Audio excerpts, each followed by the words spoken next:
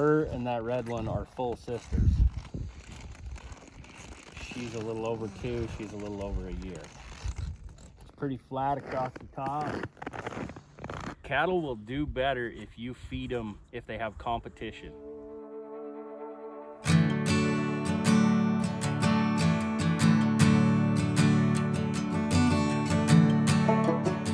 Hey friends, it's Loree with the blog wagonwheelhomestead.com. Welcome back to my channel. Today we are going to be talking about how to raise your own beef.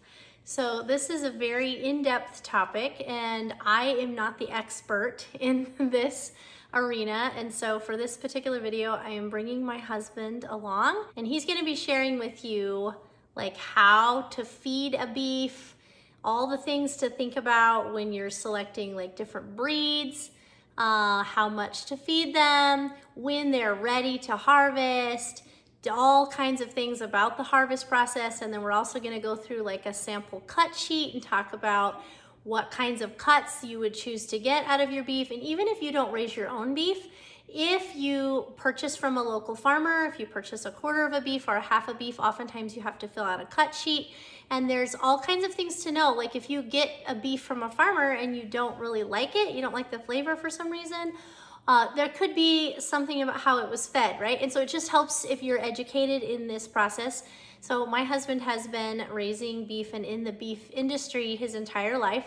So he has a lot of experience in this. He has worked for many different ranches, and we also own our own beef herd as well. So lots of things to share with you today. And we're actually gonna go look at some beeves that we harvested. We're gonna look, talk about the ones that are ready and the ones that aren't, and harvest dates, and just all kinds of things. It's going to be a really fun video, and hopefully it will educate you. And if you're sort of teetering on the fence wondering, can I raise my own beef? Do I know enough about this? Like what all do I need to know? Hopefully this video will help you with that. And if you have any questions on anything that we share today or anything that we don't share, drop it in the comments below and we will do our best to help you. So sometimes it's hard to think of all the questions that people might ask. And so if you have more questions, just drop them in the comments below and we will do our best to answer those for you. We live in Nebraska, and I know a lot of people prefer grass-fed beef. We, bombshell right off the bat, we don't prefer grass-fed beef, and part of that is because we have a lot of grass here. We're known for our grass. However, our grass does not have much in it. It has very little protein, just very little nutritional value. So we have lots of it, but there's not a lot of nutritional value in it. And so grass-fed beef from here do not taste very good. Like, you just as well eat venison. Not that there's anything wrong with venison. Venison is, by the way, much better if you cook it in beef tallow or grind it with beef tallow to give it some more flavor and just some more moisture, right? If you want really, really lean meat like that, then grass-fed beef may be what you want. But typically what we prefer is corn-fed beef. We love corn-fed beef. Now, I think some of the questions with corn-fed beef is, where does the corn come from and how healthy is it, and then how healthy is the beef? Well, here's the thing. If you raise it yourself, you know the answers to those questions. Also, if you get it from a farmer nearby you or someone that you trust, you also would probably know the answer to those questions. So that's one reason why you might want to start raising your own beef, is because it is healthier and you will know exactly what it's fed. You'll know that it doesn't have any hormones in it or any antibiotics or all of those kinds of things. So there's nothing wrong with grass-fed beef. There's a lot of people all across the country that have the kind of grass that it takes to make really good grass-fed beef. So that's totally fine. But just understand, anywhere the different places that you live, the grass is different, the land is different, and so how you raise animals there will be different, how you garden there will be different, right? Like sometimes it helps to learn from someone in your area. So if you don't love grass-fed beef, it's okay. You're welcome here. And if you do love grass-fed beef, that's fine as well. Just understand that you may be getting grass-fed beef from somewhere where your grass is really great, right? You might have green grass most of the year round. We don't have that here, in Nebraska. We are lucky if we get six to 7 months of grazing. We typically have to feed hay 5 months out of the year. And again, the hay that we feed is from the grass that is grown here, and it's fairly low in protein, so it's not going to put a lot of marbling and a lot of fat in your meat. The fat is where the flavor comes from. Fat is not bad for you. I know for a long time everyone's been on this big, low fat kick, and the fat is not bad for you. The fat is what gives the meat its flavor. And so I think the challenge that we have seen with fat over the years, and I could get off on a rabbit trail with this, but the challenge we've seen with fat over the years has been synthetic fats, seed oils, things like that. All natural fat from the animals is not going to hurt you. It's actually very good for you, and your body has to have a certain amount of healthy fat to thrive, right? And so the marbling in the meat, the little bits of fat that's intertwined in the meat, that's what makes it tender, and that's what gives it its flavor, and that's why everybody loves beef. So the health of the beef would be one reason you might want to raise your own beef. The other reason might be that it's much cheaper. Now, it's still going to cost you something, right? If you need to lease a little bit of ground, if you purchase some ground, if you buy the hay that you need to feed them, or buy the grain, if you choose to grain feed them like we do, right? That's still going to cost you, but it's not going to cost you nearly as much as it's going to cost you to buy meat from the store, which is unhealthy and you don't know what it's been fed. And especially right now, it is so expensive. And it's also expensive to buy it from a farmer. And if that's your only option, it's still cheaper to buy it from a farmer, and we'll talk about that, than it is to buy it from the grocery store. But it's still going to cost you a lot because it costs them a lot to raise it. And again, it's going to cost you something, but it's not going to cost you as much as it would to buy it. So, if you're trying to provide meat for your family, learning how to raise your own meat is really, really important. It's just much more cost effective. The other thing is, if you know what that animal's been fed, you take a beef to the locker, to the butcher, right? To have it harvested. You can get all the parts of the animal, however many parts of the animal you request. So you can get the tallow, and again, you know what went into that tallow. You can get the soup bones, and you can make broth. You can get some of the organs if you want some of that. So there's a lot of options. You're getting a lot more nutritional value out of your animal than if you just go buy, a steak or hamburger or whatever from the grocery store. So anyway, and that can be if you raise it or if you buy it from a local farmer. So anyway, let's go look at the cattle and have my husband explain all the things, right? We're just gonna be touching on lots of different things just as it comes to mind and whatever. And then we'll come back here and I'm gonna walk you through a cut sheet and talk to you about what kinds of things you might want to consider when getting your beef cut up from a local butcher or a local locker plant. That's chocolate. She's a brown Swiss, half-blood brown Swiss, half-blood Jersey. Is that right? Is the mom. And dad is 67% Limousine and the balance Angus. So she's crossbred, but she is a little over 2 years old. She was born as a fall calf, so it takes a little longer to get them there if they're a fall calf. Her and that red one are full sisters. She's a little over 2, she's a little over a year. And this is the middle of February. This is the middle of February. So she's been on feed. We started them the 7th of October, I believe it was. And so she's been on feed for 130 days tomorrow. So. And tomorrow is her kill date. Tomorrow's her kill date. Or her harvest date. So she's finished enough that it's time to go. She's got fat in her brisket.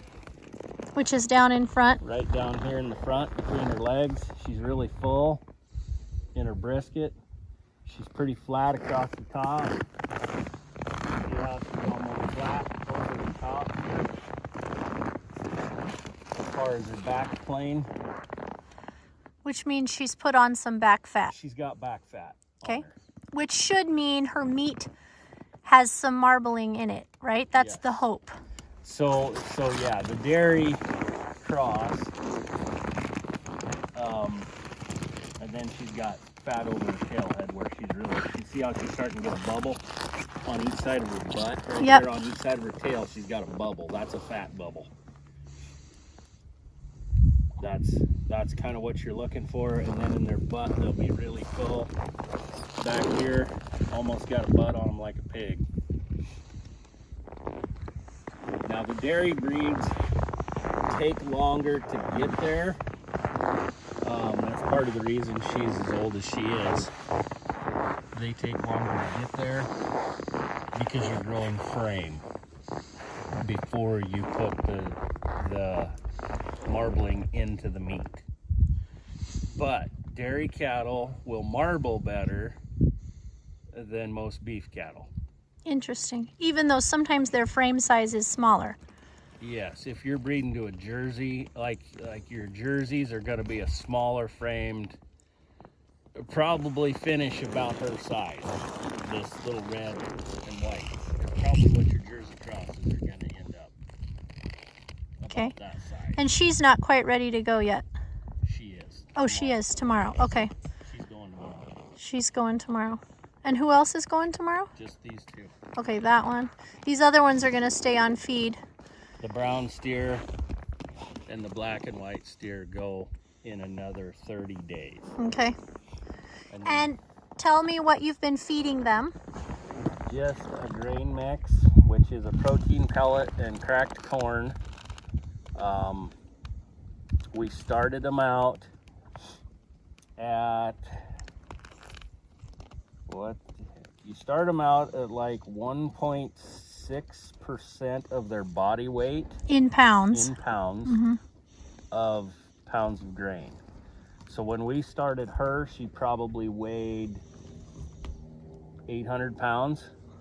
So take that times 1.6, and that's kind of where you start them. Now, we started them in pasture. We ran them over on grass, on pasture to grow the frame. Until they were a year and a half Until old. they were a year and a half. These guys were a year. But you said she was a fall. She would actually have been 2. So she'd have been, yeah, 2 years when old. we started her. And you she's do a that- little older than what you really, really want. Okay. But ideally you want them this age, year and a half, harvest before they're 2. Because they're more tender, Yes. younger. But with that being said, the longer you feed an animal, you can make them tender. I Because see. you're putting marbling in the meat. Okay. And it just depends on how much you want to put into them. But we want to show you what they look like when they're finished and give you an idea of what, what we've been feeding them. We've also fed them grass and alfalfa. Yes, they get grass alfalfa hay. And now we've worked them up to, they're eating 18 pounds Per day. a day per head Okay, of grain. for the last 130 days. We actually, they were up to 15 until the last 60 days, and then we pushed them up to try and get to 20, but they won't eat 20. They leave it. So we backed them off to 18 is kind of where they're happy at. Smaller framed cattle probably won't eat as much. She's probably eating more than 20. And something else when you're feeding, if possible, cattle will do better if you feed them if they have competition. If you're just feeding one head, they don't feed out as good.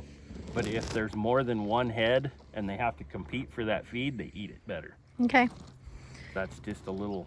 And you want them to consume a certain amount, again, to make the marbling in the meat, to make it more tender, Yes. right? Yep.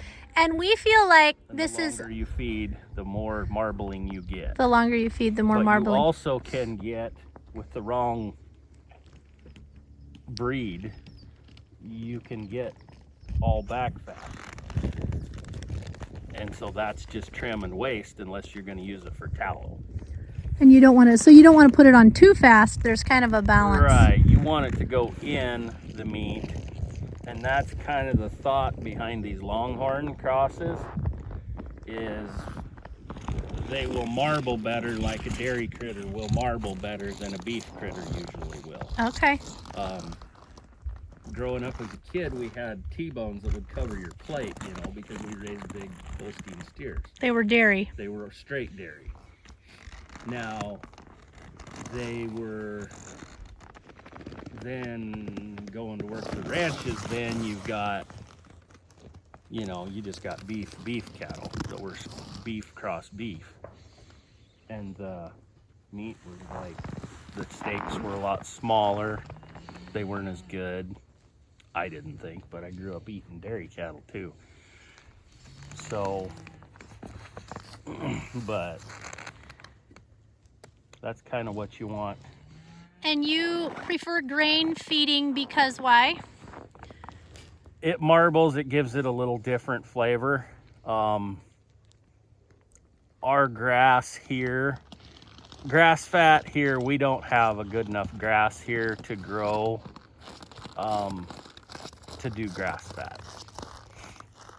And what the grass fat that I've ate was terribly dry. I just prefer corn fed. And we live in Nebraska where we can get an abundance of corn locally. So we feel like, you know, we know the people sometimes that are even growing the corn and growing the grain, and we don't mind feeding that to our animals. That's what we're used to, and that's what we prefer. Who's that you got there? This is Strawberry. That's Strawberry. Okay, and she's gonna go when? She doesn't go till June. Okay. She will actually get backed off. She's a year younger than her. And once these two guys are gone, then we're gonna back her off a little bit and we're gonna coast her. She'll probably go back to 15 pounds because she gets fed quite a little longer now. She probably will really marble. But we just could not get a harvest date for her till June. That's part of the problem, is getting a harvest date. When you about have to get a harvest date right now before you start them on feed or when you start them on feed.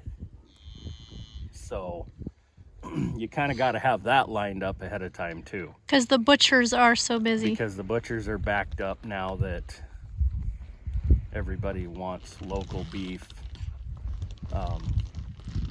So that's jamming up things a little bit. It's not nearly as bad as it used to be. It has opened up a little bit, but some of those cattle, you about had to get a harvest date for them when they were born, you know, a year and a half in advance. So yeah, it was ridiculous for a while. It's gotten some better, crazy, but it has gotten better. But so you don't mind a dairy cross? You know, I know a lot of people want to get a milk cow. yes, if you're going to try and raise your own beef out of your dairy cattle like we do, you have several options. You can get a bull, you know, neighbor's got a bull, whatever, that you can use. AI technicians, there's AI technicians around. You do have to watch your birth weights on your bulls, like for instance Jerseys, smaller frame cattle. These girls' mom is pretty big, fairly big frame, so she can handle a decent sized calf to be born without problems. So, but you can AI a dairy cow. You can AI a dairy cow to a beef bull and have your cross that way. So you get, dairies are terribly slinky butted. Longhorns are kind of that way too. If you look at this steer, he don't have near the butt on him that like a beef critter would, but he's got 30 days to go also.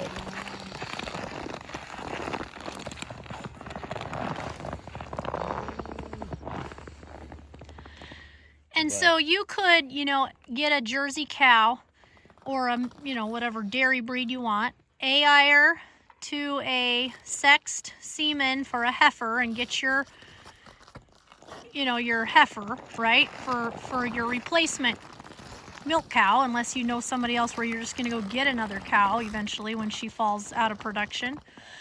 And then you can AI her or breed her some way with a bull or whatever to a beef breed and raise that calf for beef for your family, for your homestead. And of course, you know, this takes a couple of years, you know. These are in, we're finally getting to the fruits of our labor here.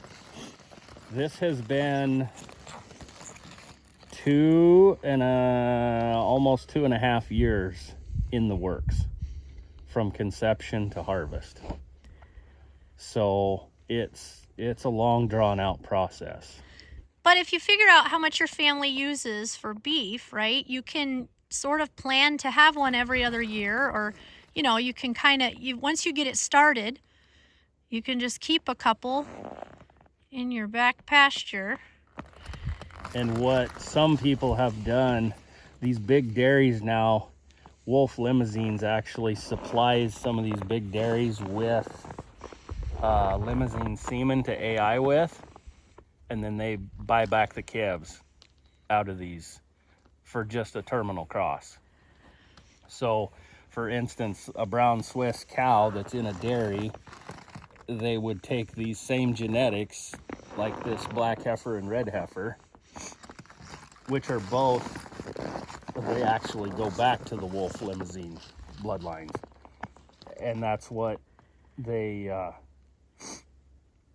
AI a lot of those dairy cows with them to get them fresh again, just get a calf out of them, and then they've got something that they can utilize at the end and get more meat out of those animals. Right. And so tell me a little bit more about the different breeds you're referring to for those that may not know, you know, limousine.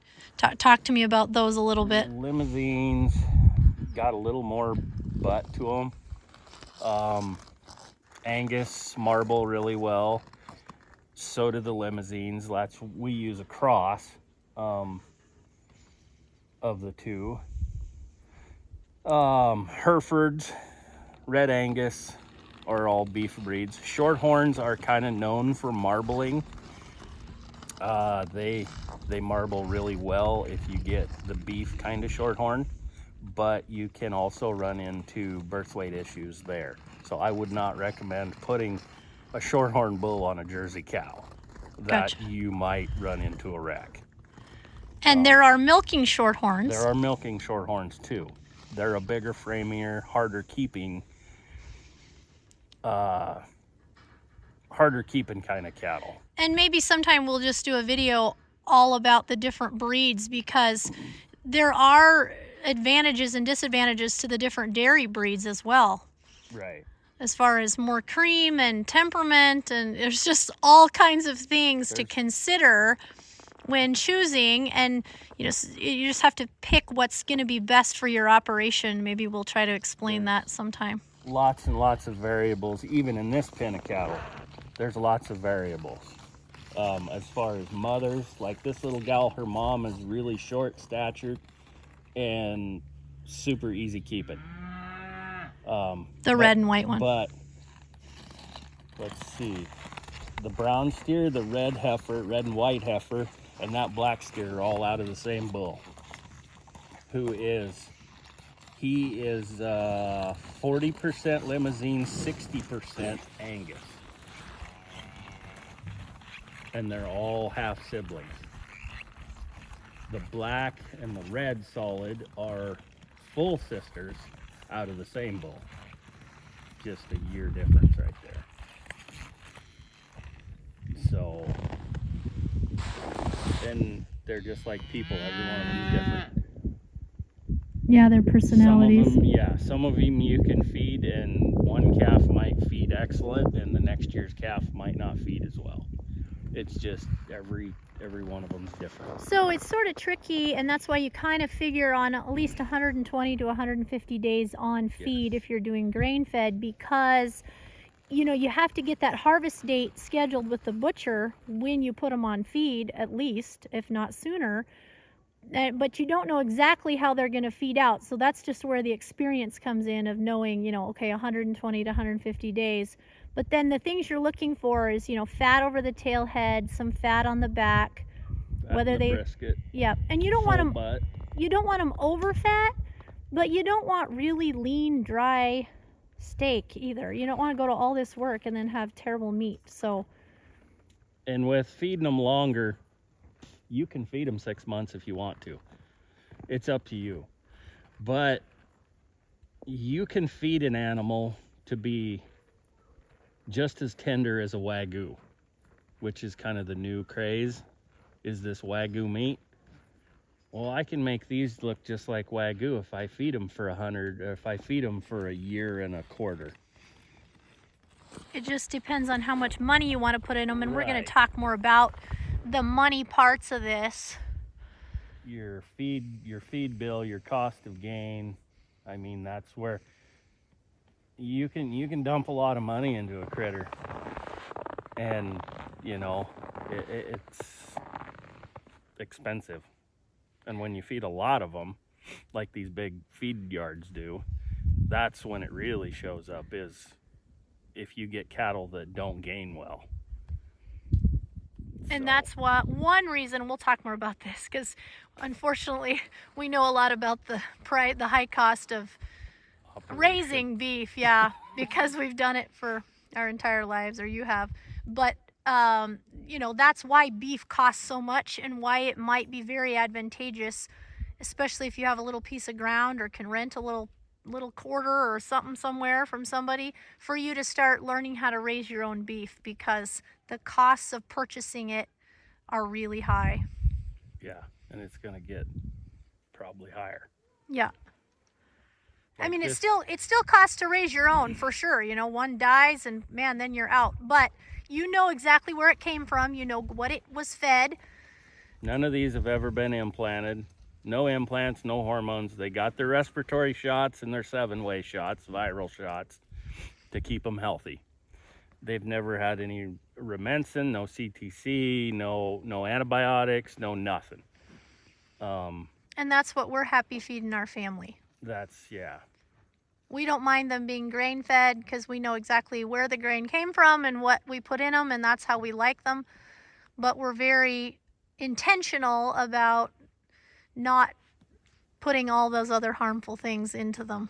And they're bucket fed, so they're quieter. And that's a whole nother thing, is an animal that gets stirred up before they're harvested is what they call a dark cutter.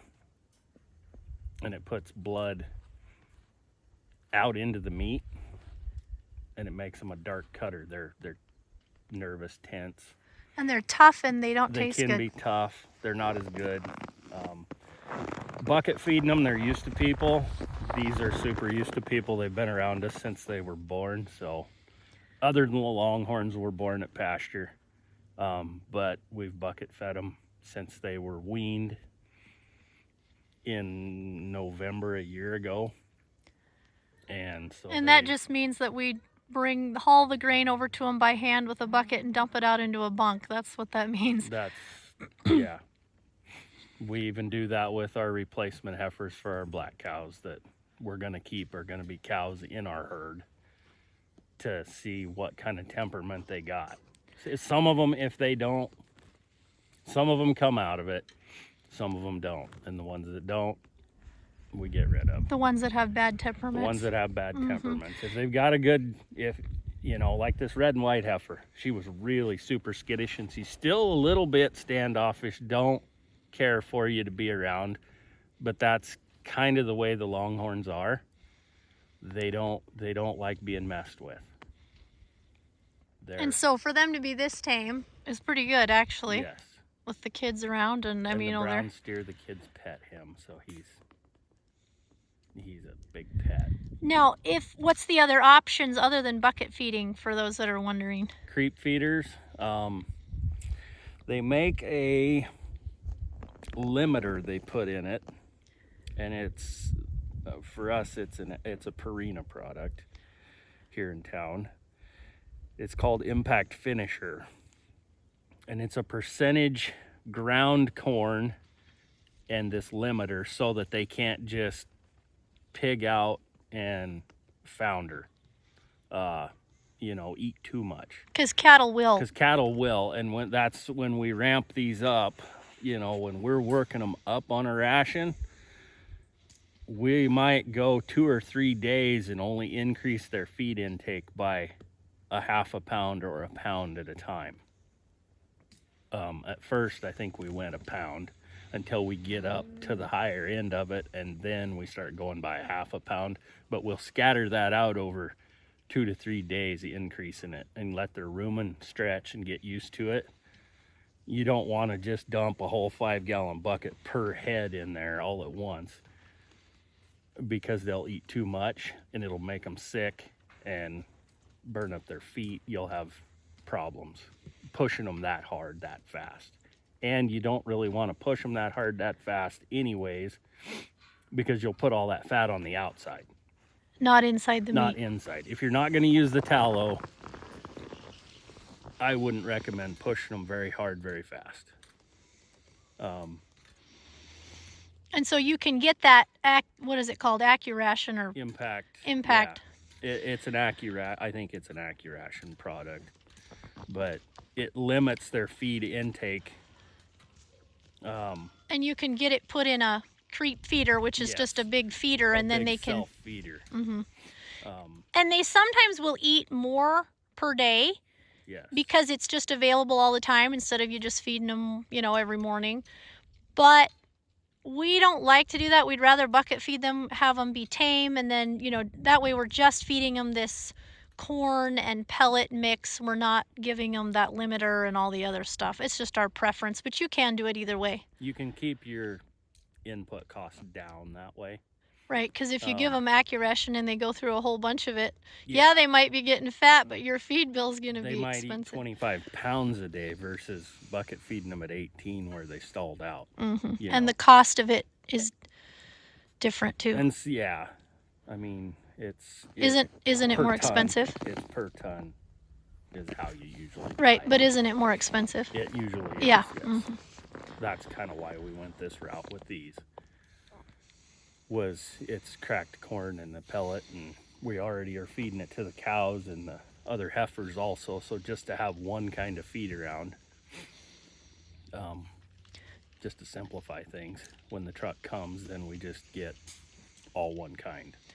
And as far as processing goes, you know, we're taking these to our local butcher shop, and that's probably going to be the best option for those that are just starting to raise their own beef. We are working on putting a meat cutting room here on the homestead so that we can show you how to process process your own beef. But there's a lot of equipment you have to process a beef. It's not like a deer.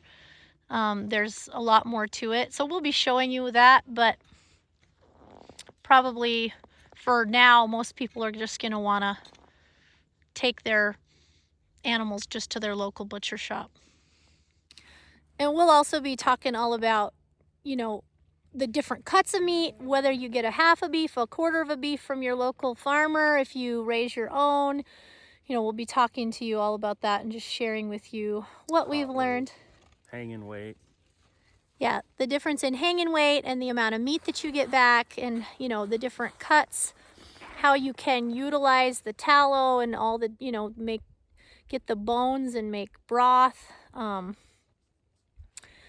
There's a lot to know, a lot of things to learn.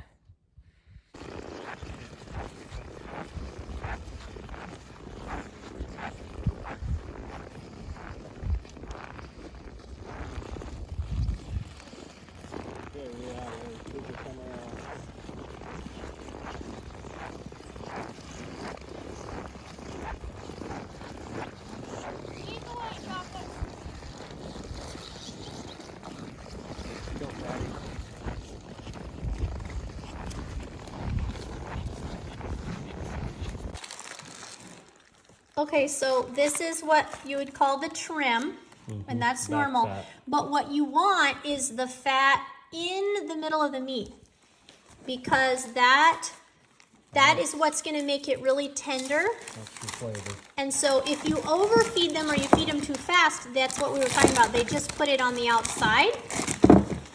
But if you feed them slowly, then they tend to put it in the middle of the meat. There you go. That's what you want them to look like. We're pretty excited because this is like 2 or 3 years in the making. And it's fun to see the final result. So these are, what are these? This is a T-bone? That's a T-bone. It's a T-bone, see the T-shaped bone. And what is this one? This would be your ribeye. Okay, and who is this out of? Well, no, that's not the ribeye. Sorry. That's your prime rib. Prime rib. What that would be if it was cut loose. Okay, yeah, so you can either get this in prime rib, or if you get your T-bones, they just cut pieces of it off and it's slabbed. And who is this off of? This is chocolate. Okay, so this one's off of chocolate. What is this? Chocolate. They're both chocolate. They're all chocolate. They're all chocolate. Okay. These are chocolate steaks. We get to say we're having chocolate steaks. How fun is that? These are the ones you really tell if you done right or not, is your sirloins. Okay. See the marbling in the sirloin? Sirloins are a tougher steak. And it's harder to get them to marble in. That's more of back towards the rounds. Okay. So does that look good? Marbling all the way through. Wow. It's not near as prominent as this, but it's still there. So. Okay. And you still got the right layer of back fat. Not too much. You want a little bit, but you don't need excessive, because that's all just trim. Okay. Awesome. And Good. then we got Mama's favorite. Mama's favorite's the tenderloins. The tenderloin. Got to keep all the tenderloins just for her.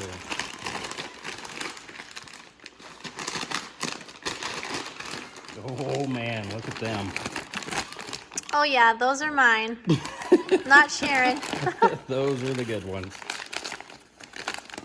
Perfect. Good one. So looking at the steaks will tell you, how your meat turned out, right? Yep. Yeah, look at that marbling. Yum. That tenderloin. Okay. Awesome.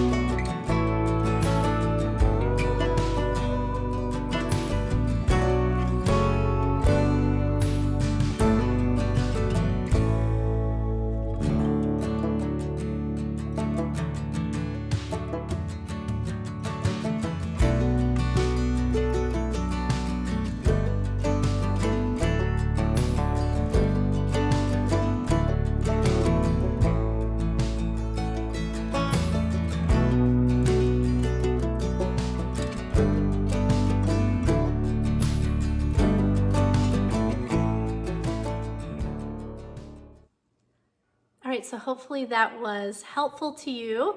And so we're gonna look at this beef cut sheet. I actually got this off of my brother's website. My brother has a butcher shop, so he would know way more about this than I do, but I know enough to be dangerous, and I'm gonna share with you what I know. One thing I wanna touch on, and we talked about grain-fed versus grass-fed, right? Where we live, you need like 15 to 17 acres of ground to raise a cow for the entire year. Like that includes the hay that you put up that you would feed them in the winter. And it varies a little bit on the kind of animal, right? But we have a lot of grass, but there's not a lot in it. And so I know there's a lot of places down south of here, east of here, where you actually have cows to the acre and not acres of grass to the cow. You might have 3 or 4 or 5 cows, or maybe even more than that, to the acre, right? So how much land you would need in order to raise your own beef that's gonna vary greatly, and you might want to talk to somebody in your local area to find that out.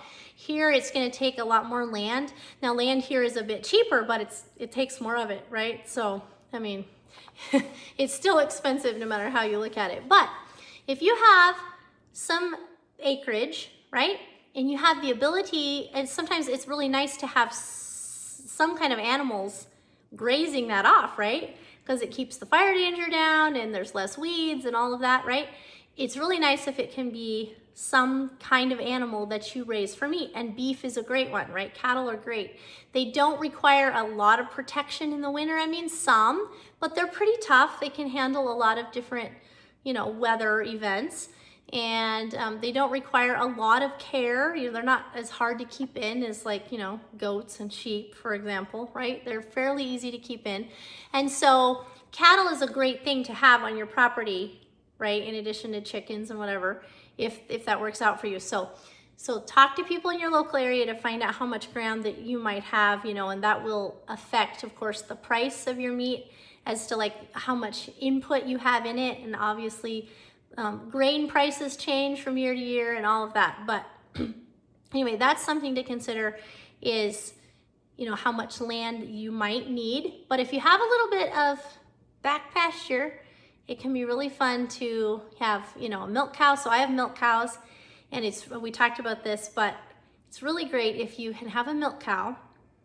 You can breed them to a beef. That's what I prefer, a beef breed, right? Like Angus or something like that.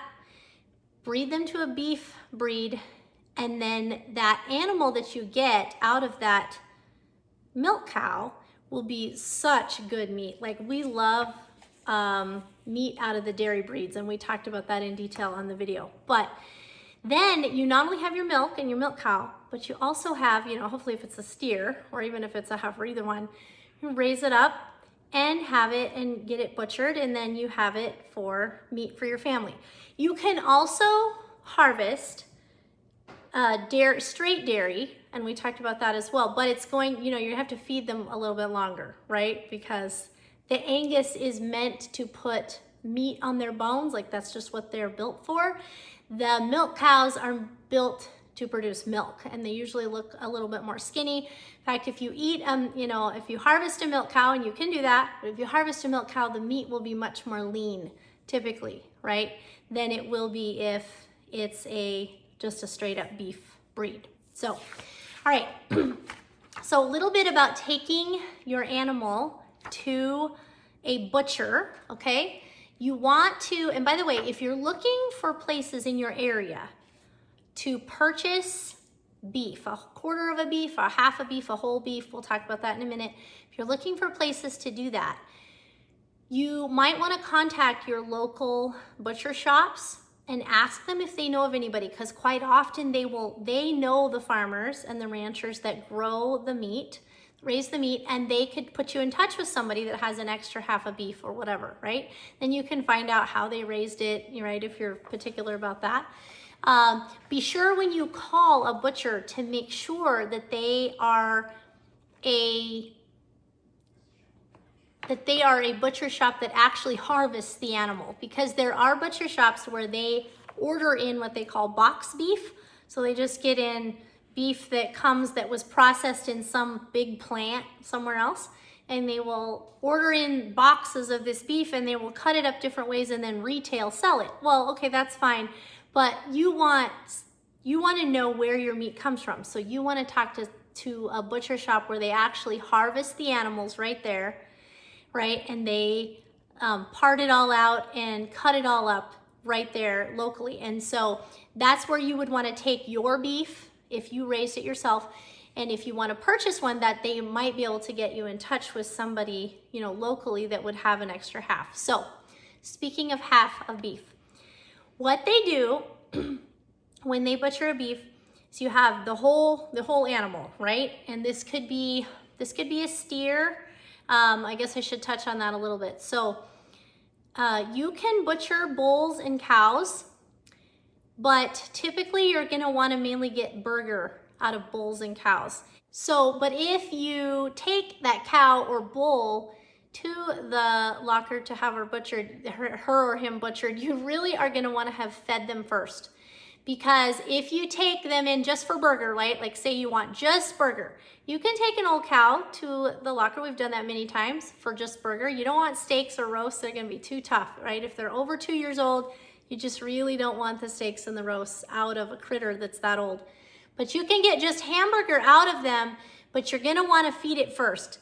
Because if you take a really lean animal, like say, you know, an old milk cow or something, or an older Angus cow, beef cow, if you take them in and have them butchered that way, you are not gonna like the meat. They can add fat to it as they're grinding it into burger, but what happens is that fat, if it wasn't fed on the animal, the flavor is not in the meat, and when you cook the meat, the fat will actually, it cooks out of the meat, like your pan will be all just greasy. And it's just dry meat. It's not as good. It's not the same. We've had them, you know, a couple times we've had critters where they've called and said, you know, do you want us to add some fat to this? Yeah, okay, add some, because it needed it, you know, because hamburger is, that's what it is. It's meat and fat ground up. And if you add fat to that meat as it's being ground, it is just not the same as if it was fed on. So I used to run a concession stand, like a catering concession stand. We needed a lot of burger for that because we sold hamburgers. And what we would do is we would get an older cow, we would feed her grain and hay or grass for 90 to 100 days, and then butcher her and turn her into just straight burger, the whole thing. That worked really well, but again, we fed her first, so that gave it more flavor, more marbling, you know, and so that's something to consider. Typically, the best meat is out of a steer, right? So that's usually we castrate our bull calves a month or two after birth at branding. So we have a branding, and we give them a couple shots to keep them well from any respiratory diseases, but we don't give any hormones or anything like that. Just these couple shots that helps to keep them well, right? If we get really dry weather, or if they get into some snowstorms, those kinds of things, right? Because here's the thing, there's a lot of money involved in raising these cattle, and if you lose a couple, your profit margins go way down. You know, they're already small. The profit margins are small anyway, and then they go even lower. So, so we give them a couple shots, and we castrate all the bull calves. So then they're steers. That's a steer. And those are the ones that we raise up for meat. And we usually just sell them at our local sale barn. Someone else buys them and feeds them out. But we always feed out, save a few, and feed them out ourselves for our own meat and for, you know, friends of ours that may want to buy a quarter of a half of beef. When they butcher a beef, typically what they do is they harvest the animal, and there's something called live weight. So live weight is what the animal weighs alive. So it's called on the hoof or live weight. You'll hear it called live weight quite often. What happens is they harvest the animal, take all the guts and all the innards out of the animal, and then they have what they call carcass weight.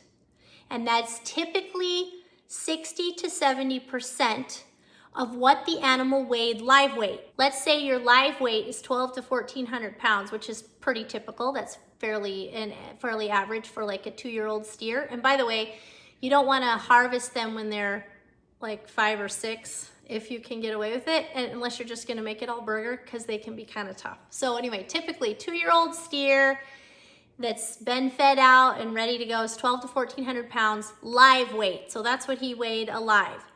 Then, after all the innards are out of him, he's gonna weigh approximately 60 to 70% of that weight, which is gonna make him about an 850 pound carcass weight, okay? So that's what he weighs when he's hanging on the rail and he's ready to be cut into steaks and ground into burger and all of those things, okay? So it's all your tallow, all your bones, and all your meat gonna weigh about 850 pounds. Again, when you get a half a beef, the amount that you get, the number of pounds and how much it costs you and all of that is going to depend on what that carcass weight is.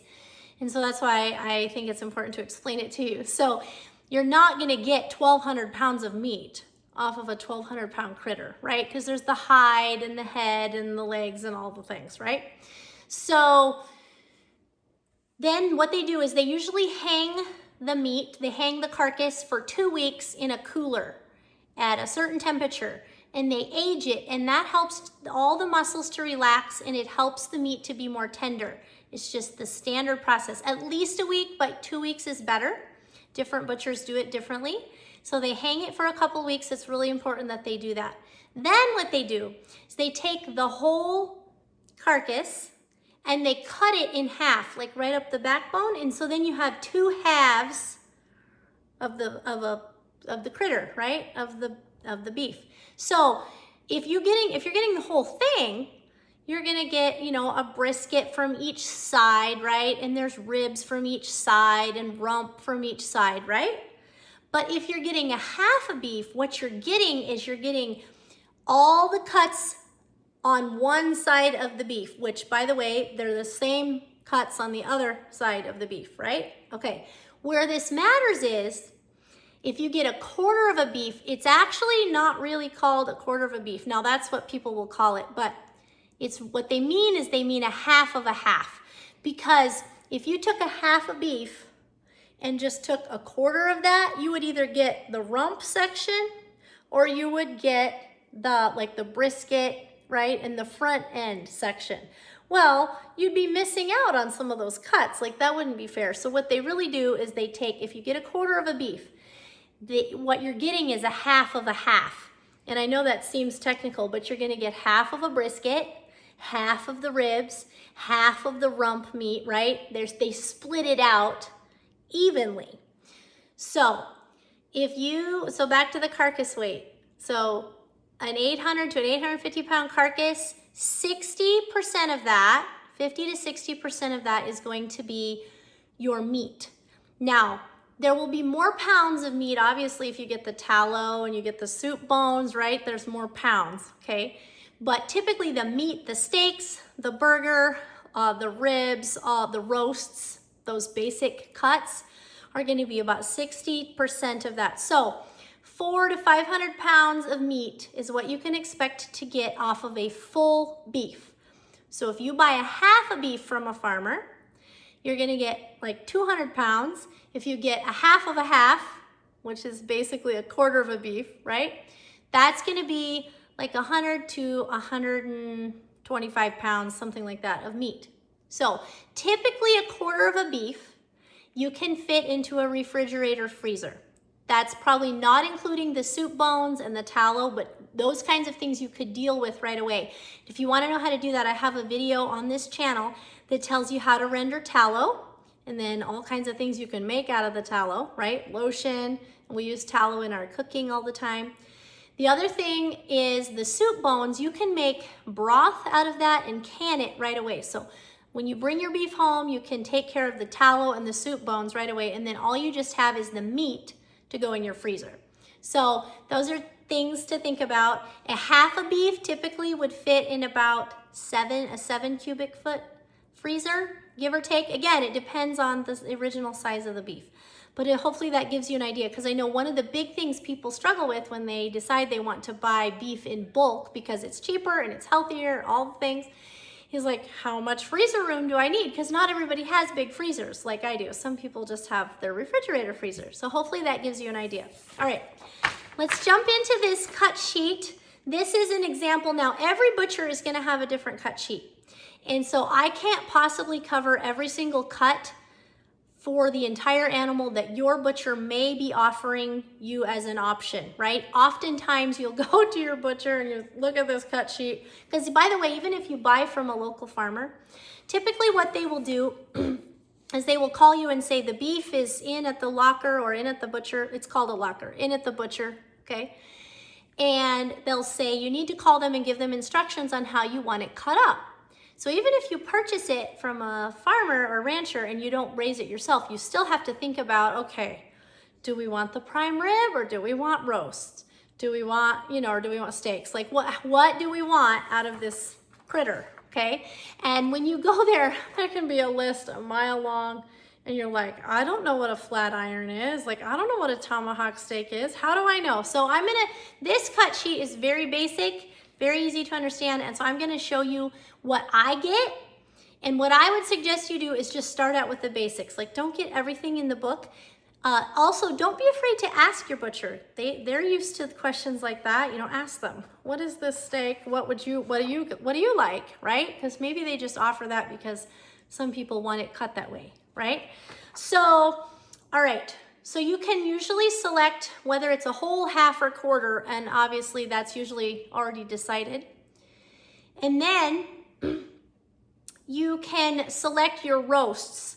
So if your family likes a lot of roast, you know, I show you on this channel how to make roast. We've made it several times on here, and I have a recipe on the blog, wagonwheelhomestead.com. It's absolutely delicious, but like, we don't want roast all the time. There's a lot of stuff you can do with roast. You can make lunch meat out of it. You could can it. You can, again, just make it as roast, right? But if you don't want a ton of roast, anything that you choose to not get on the cut sheet, typically they put into hamburger. And I prefer a lot of hamburger because it's quick to thaw, and I can make like anything out of hamburger. You can go in casseroles, you can make tacos, you can make chili, you can make anything out of hamburger. And so we do some roast and some steak, but when we get to the end of our beef in our freezer, there's always roast and steak left, and we're like always out of hamburger first. So if you don't, you know, anything you don't choose, just know that they will put it into hamburger. All right, so roasts. So this particular cut sheet gives you the option of the size. You can get 2 to 3 pound roast, 3 to 4 pound roast, or 4 to 5 pound roast. You know, if you're getting a quarter of a beef, I would get smaller roasts, right? Because a quarter of a beef isn't that many pounds, really. I mean, it is, but I guess for a family of our size, a quarter of a beef certainly wouldn't go very far. So we get 4 to 5 pound roasts. We're a family of 8, but you could certainly get 2 to 3 pound roasts. It doesn't, you know, whatever you prefer, however you want to cook it. There's arm roast, chuck roast, rump roast, and sirloin tip roast on this particular cut sheet from my brother. And if you don't want any of those, you can choose again to get them ground. We really like the chuck roasts. They are our favorite. And the arm roasts. And I often cook a chuck roast and an arm roast together because we like leftovers. And the chuck roasts have the most marbling. They have the most flavor, and because they have the most fat in them. And so I often will put those in with an arm roast or a rump roast because it makes the arm roast and rump roast more tender and have more flavor. Rump roasts are not my favorite. They're very dry, but you can still make, they're still good. I oftentimes will make those into lunch meat if we have rump roast. And again, if you don't want them, just say you want it ground and they'll put it into hamburger. Steaks, so you can choose the thickness of your steak. You can get them anywhere from 3/4 of an inch thick up to 2 inches thick. We prefer ours 1 inch to 1.5 inches thick. We like them that way because we like them medium rare in the middle.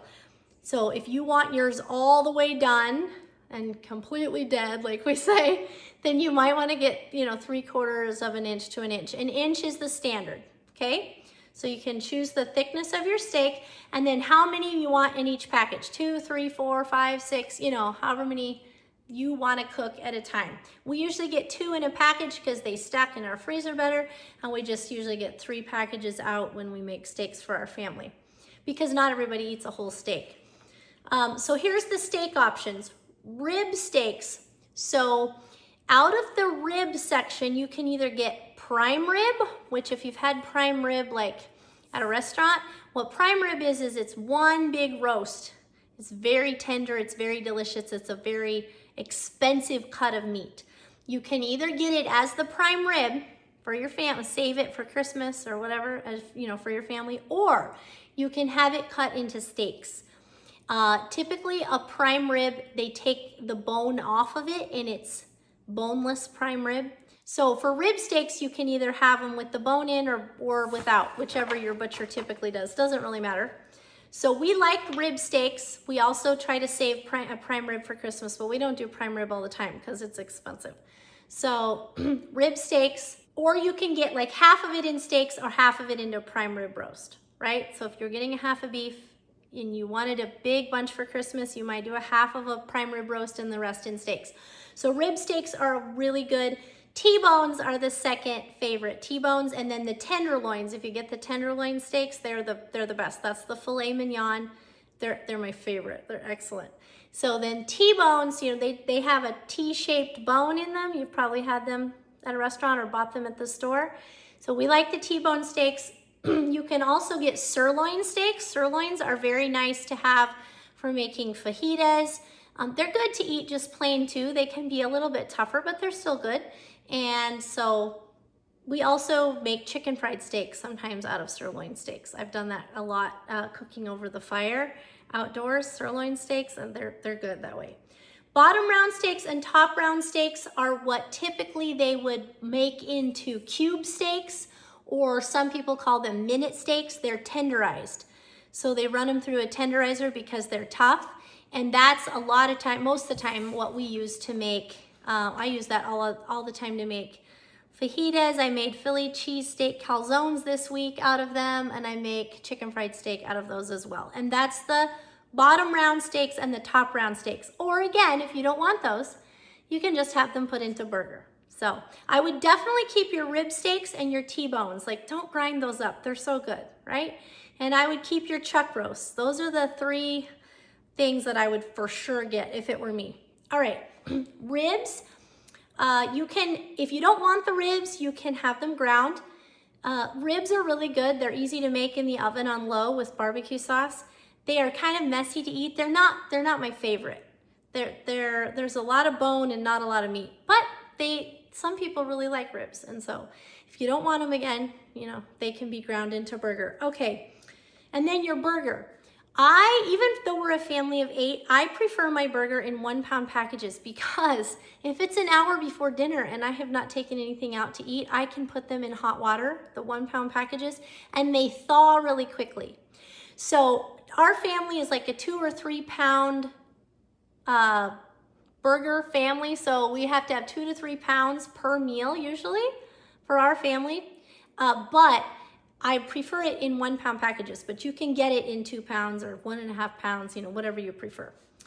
Stew meat. So stew meat is just like trim. It's the odds and ends, the little pieces of meat they have, and they will just cut it up and put it in a package. You can thaw it out and you can make beef stew, all the different kinds of things with it. It's good. It's not my favorite thing, but it works. And if you don't want it, you can just have it turned into burger. Brisket, I would always get the brisket. Brisket is, again, like the prime rib, it's a more expensive cut of meat. We talked about that on the earlier part of the video, but it's the front part of the animal. It is a tougher cut of meat, but if you cook it low and slow for many hours, it is absolutely delicious, especially if you cook it on the smoker. So if you have a grill that has a smoke option, you turn it down, or you can do it in the oven, either one. And it's absolutely delicious. So I would definitely get the brisket if it were me, and I would save it for a special occasion. The other thing you can do with brisket is you can brine it and make it into corned beef. And that's really fun for St. Patrick's Day or whatever. Corned beef is not hard to make, and I have a recipe for that on the blog as well. And then your bones. You can choose to keep your soup bones. I absolutely would encourage you to do so. You're never gonna have better broth than if you make it yourself. And it's very easy. I have a video and a recipe on this channel for how to make beef broth, and yeah, so good, so good. I always thought that when I was younger, I always thought that when you made things like beef roast, that you didn't need to add beef broth because it made its own broth. Oh no, if you add beef broth, really good beef broth to beef roast, it is like top notch. It is the best thing. So it's very, in fact, I say all the time, man, how did I used to cook before I had beef broth? Because it gives such a good flavor to so many dishes. Just 1 little pint of beef broth in a thing of chili, and that chili is just, it takes it up another level. So I would definitely get your soup bones. So something else to think about with your soup bones is you're gonna wanna get the neck bones if possible. There's a lot of meat left on the neck bones, and it makes the most excellent broth. In fact, when we are making broth, oftentimes what we will do, if you want to spend the time, is pick the meat off of those bones as they're cooking down into broth. That meat is excellent meat. I've made some really good dishes out of that, you know, for supper when on broth making day. So definitely get the neck bones if you can as well. If you don't want any of the bones, you can choose to not get them. That's fine. You can also, and they don't usually charge you much, you know, it's just not much to have them wrapped, right? There's not a lot that they have to do for the soup bones. You can also get them for your animals. So if you don't want to deal with the broth, you can also bring the bones home. And that option is on the cut sheet as well, just to have the bones for, you know, your dogs or whatever. And then the internal organs is the other thing that you would need to choose. So heart, liver, tongue. You can get any of those if you want those. Those aren't my favorite things. I don't love liver. I just don't. But you can get those and you can cook those. The oxtail, it's really great to keep the oxtail and either put it into your broth or you can make oxtail soup. The oxtail, it's just the top of the tail head, the bone, and that whole piece.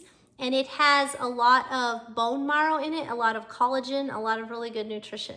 So, you know, make oxtail soup. You just cook it, boil it for a long time and add all your vegetables to it. And it's really got a lot of flavor. It's very good. And then the kidneys. So I typically don't get any of that. We do get the oxtail.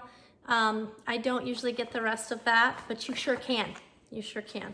So that's the basics of it. When you go in to have your beef butchered, there's going to be a kill fee, which is going to vary based on the butcher. Right now, it's like $150 for a kill fee. That's just to dispose of the hide and like all that stuff, right? Because they have to pay to dispose of all that, and it's a pain, right? And then you have to pay them per pound to process it. So you pay $1.10 per pound to process the meat. So for them to hang it for 2 weeks and cut it up and package it all and freeze it, right? And then you come and get it. So when you go to your butcher to pay for, even if it's your meat that you took in there, you're gonna pay them, that's the going rate right now, $1.10 a pound for the meat plus the kill fee. So you have to plan on that. Again, it does still cost, but it's not near what it would cost for you to purchase the whole animal and then, you know, have it butchered, right? Or purchase it from a farmer. If a farmer or rancher, if you do purchase from them, you will owe the farmer or rancher for, like, say half of a beef, you'll owe them for 50% of the carcass weight. So they will charge you a certain amount per pound. It's usually just the market price for that day or that week per pound for that half a beef. So right now it's over $3 a pound because prices are high, but it can be lower. You know, it's been lower in the past, right? So you're gonna owe the farmer or rancher $3 and say $3.50 a pound for whatever that half of that carcass weight was. So say 400 pounds carcass weight. And then you're going to owe the butcher the processing fee and half of the kill fee, right? If you got half of the beef. So that's what you would have into purchasing a beef. And so that's, you know, those are some of the things that you need to know if you start buying in bulk, is like, who do I pay? Well, you're going to pay the butcher for what he did, but then you're going to pay the farmer or rancher for raising it. Now, here's the cool part about buying beef in bulk. You're paying $3.50 a pound, sure, for hamburger, right? But you're also paying $3.50 a pound for brisket and prime rib and steak. And if you've been to the grocery store lately, you know that it is way more than $3.50 a pound at the grocery store for steak. So the hamburger might be less than $3.50 a pound, but you're getting your steaks and your roasts and your prime rib and brisket for that same price, of course, plus your processing, right? So, you know, $3.50 a pound plus $1.10 in processing, be like $4.60 a pound. But again, you're never gonna get steaks and roasts for anywhere close to that in the store. Plus you're gonna know what's in the meat. So anyway, one other thing to consider with the price of the meat and what you're gonna owe the butcher is if you decide to have them make Polish sausages or jerky or hot dogs or anything like that, like specialty things, sometimes they can make dried beef, like they can take some of the roasts and they cut it really thinly and they smoke it and dry it, and you can make like a gravy out of it. It's so good, it's delicious. But it costs a lot of money extra. So you can ask them, you know, I also want chipped beef, or I want hot dogs. And they will do that for you out of some of the burger or the roast, however many pounds you want. But again, they're gonna have to do extra things to that. They're gonna have to smoke it, right? There's more things that they do, and they're gonna have to smoke it. They're gonna have to spend some more time working with it and brining it or aging it, whatever they do to it, stuffing it. You know, the hot dogs are stuffed into the little links. So that is gonna cost you extra, and you'll just have to ask your butcher how much more per pound are the hot dogs, you know, is the processing. Again, you're buying the meat from the rancher or the farmer, and then you pay the butcher the processing fee, or else, you know, you provide the meat and then you pay the butcher the processing fee. So it's just one other thing to think about when figuring out the cost of what you want to get for your meat. There's nothing wrong, like we haven't gotten hot dogs in quite a while because they cost extra. There's nothing wrong with just getting the basic cuts, a few steaks, some roasts and burger. You can feed your family for a long time off of just those basic things. I hope this video has been helpful to you. Please drop your questions in the comments below, because it's a lot to think about. It's a lot to learn. It's something that comes naturally to us because we've done it for our entire lives. You know, we always get our beef in bulk. Like, it's just, we don't even think about it. But I know for a lot of people, the only option they've ever had was just getting it from the grocery store. And we really want to encourage you to buy your eggs, buy your milk, buy your meat locally. It makes such a difference for supporting your local farmers and ranchers, but it's also so much healthier for you. And again, your food chain is so much more secure when it's closer to you, right? You don't want to be getting your food from halfway across the world. It's just not good, right? It doesn't take very long for the trucks to be shut down for whatever reason, or some weather event, and then all of a sudden your food's not at the store. It's better to have it in bulk. It's better to have it in your freezer or canned up in your pantry, and support your local agriculture community as well. So anyway, I hope it's been helpful to you, and I will see you in the next video.